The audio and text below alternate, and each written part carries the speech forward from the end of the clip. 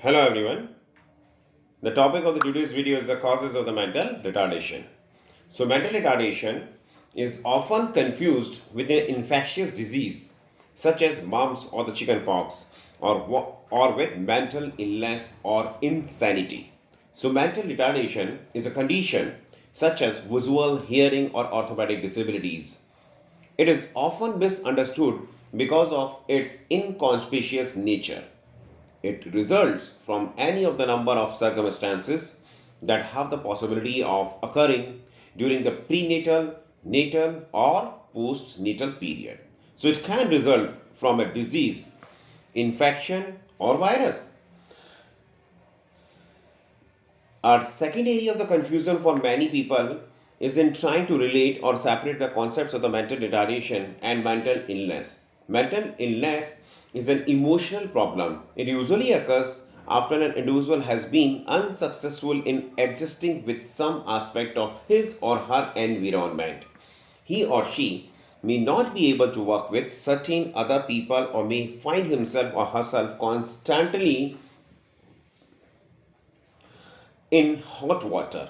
This situation may result in any of the various types of the undesired behavior, that is anger, sulkiness, hostility, blaming others, etc. So, as many of the characteristics under the two conditions, mental retardation and the mental illness, are the same, confusion in identifying the cases is not unusual among professionals. Some retarded persons are angry, hostile, and sometimes withdrawn. So, what is mental retardation? The scientists would say that it's not a unitary entity, and if varies almost in the every dimensions and to differing degrees. The problem of the defining mental retardation is made all more difficult as different specialists are interested in the medical and the behavioral manifestations of mental subnormality. So each type of the specific focuses on certain specific dimensions in which he or she is trained and interested. For example, representatives of the doctors focus on the aspects of the brain damage and malformations of various organ systems, whereas psychologists emphasize maladaptive behavior in their study. So, there are a number of definitions for the mental retardation. The most commonly used is the one of by American Association of Mental Retardation, AAMR. Mental retardation refers to significantly sub-average general intellectual functioning resulting in or associated with concurrent impairment in adaptive behavior manifested during the developmental period. So, general intellectual functioning is defined the results obtained by the administration of the standardized general intelligence test developed for the purpose adapted to the conditions of the region or country. Significantly, sub-average is defined as IQ of the 70 or below on a standardized measures of the intelligence. The upper limit is intended as a guideline. It could be extended to 75 or more. So depending upon the reliability of the intelligence test used. Adaptive behavior is defined as a degree with which the individual meets the standards of personal independence and social responsibility expected of the age and the cultural group. The expectation of the adaptive behavior vary with the chronological age. Adaptive behavior may be related in following areas. During infancy and the early childhood, in sensory and the motor skill development, communication skills including speech and the language, during adolescence and adult life in vocational and the social responsibilities and the performance. Developmental period is defined as a period of the time between conception and the 18th birthday. So, factors responsible for the mental retardation. There are various factors that lead to mental retardation that can be classified as preconceptional or genetic, prenatal, natal, and the postnatal. Chromosomal disorders. Errors in the chromosome produce conditions with medical problems, and most of these conditions cause mental retardation. The error may be in number of chromosomes being too many or too few, or the error may be in the structure of the chromosome. One commonly condition due to error in the chromosome number is Down syndrome. In this condition, generally there is an extra chromosome number 21. Because of this, persons excuse me, with Down syndrome have striking physical features such as widely set slanting eyes, depressed nasal bridge, open mouth, thick tongue, low set small ears, short limbs, short fingers, hypotonic muscles, etc. Genetic disorders. Defect in the genes transmitted from the parent to the offspring can result in certain conditions with mental retardation. The parents may not have the defect, or even if the parents have the defect, they may manifest the condition. In some genetic disorders, there is a metabolic abnormality and a specific enzyme may be deficient or absent. So this results in accumulation of specific substance in the body, including the brain, resulting in the brain damage. So this causes mental retardation. Some examples of such genetic disorders are phenylketonuria, mucopolysaccharidosis, lipidosis, etc. Non-genetic causes. The most common prenatal infections associated with mental retardation are rubella, toxoplasmosis, syphilis, cytomegalovirus, etc. So, congenital rubella. This disease in newborns is caused by a virus that infects the pregnant woman during the first trimester. This virus may produce few symptoms in the prospective mother, but it can have grave effects on the fetus. So, viral infection of the pregnant female may persist for 1 week and lead to the fetal infection. The symptoms are varied and unpredictable.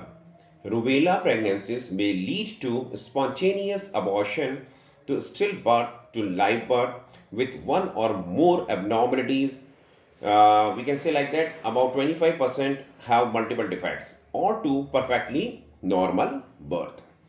The major clinical symptoms in large series of the infants followed to 18 months were congenital heart defect 52%, hearing loss 52%, visual impairment due to either cataracts or the glaucoma 40%, hemorrhaging 31%. The infant mortality rate was 13%. So infection during the first 5 weeks of the gestation particularly damages the valves and septa of the heart.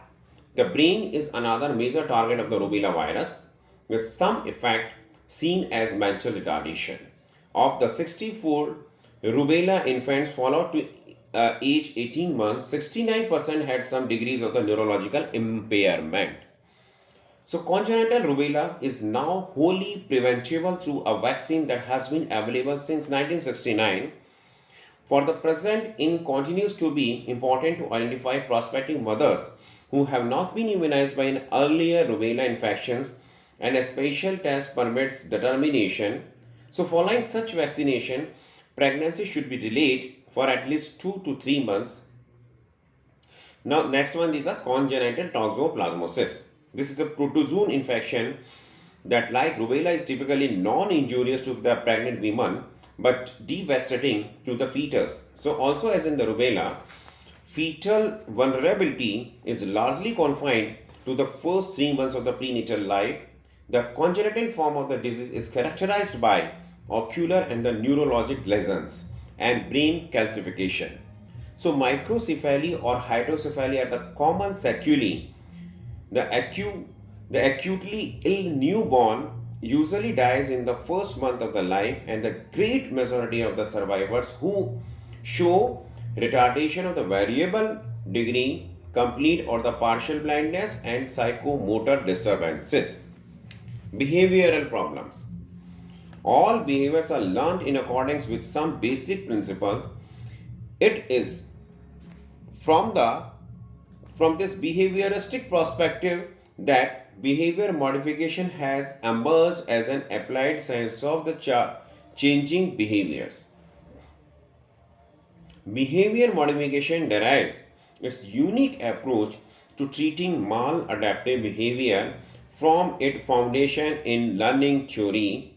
Maladaptive behaviors are learned in the same way as adaptive behavior are learned, since both result from an interplay of genetic endowment and the environmental circumstances. The appropriateness of the behaviors then viewed as a function of its adaptiveness or maladaptiveness in particular environment rather than a normally or abnormally inherent in the behaviors itself. So, behavior modification describes a variety of the technique used to increase appropriate behavior, decrease inappropriate behavior, and teach new behavior.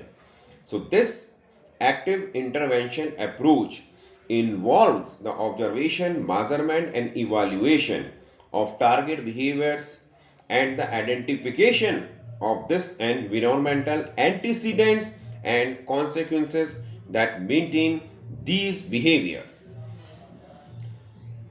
The four general theoretical positions concerning learning and the conditioning that form the basis of the contemporary behavior modification approaches is classical conditioning, operant conditioning, stimuli response meditational learning theory approach, and the social learning approach. So, behavior therapy is considered a modern day practical application of classical conditioning involving several treatment strategies. These strategies include systematic desensitization, flooding, aversion therapy, covert conditioning, modeling, and biofeedback. The basic concepts of the applied behavior modification include behavior, antecedents, consequences, stimuli, response, reinforcement, punishment, prompts, and the clues. So, prompts may be verbal, gestural, physical, or natural. Behavior technology has contributed immensely in training of mentally handicapped persons. Available research evidence show that all mental handicapped children, irrespective of their age, sex, severity, or type, or setting, or whether school, home, or work, can be taught a great deal from provided systematic method for training are used. So the package programs are developed by the team approach, which includes parents. Nowadays, instead of the word mental retardation, in India, we are using the new word that is differently abled. And the new name of the American Association of Mental Retardation, that is AAMR, is AAIDD. Thank you very much for watching our video.